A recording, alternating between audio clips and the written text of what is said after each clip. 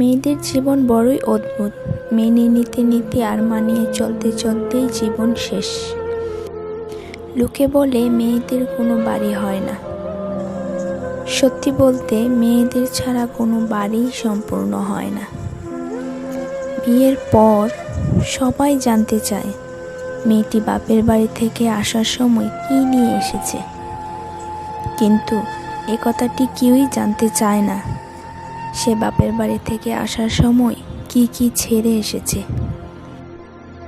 বাবার বাড়িতে যে মেয়েটি মায়ের অল্প কথায় অভিমান করে বসে থাকে, শ্বশুর বাড়িতে সেই মেয়েটি অনেকের অনেক কথা চুপ করে মুখ বুজে সহ্য করে।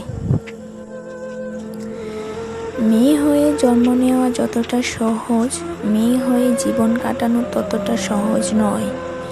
মেয়েরা চাইলেই নিজের সব স্বপ্ন পূরণ করতে পারে না।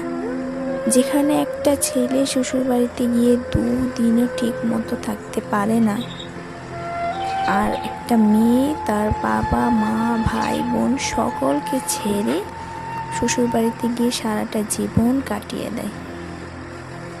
মেয়েরা খুব বড় অভিনেত্রী, কারণ তারা পাহাড় সমান দুঃখ মনে নিয়েও সকলের সাথে হাসি মুখে কথা বলতে পারে।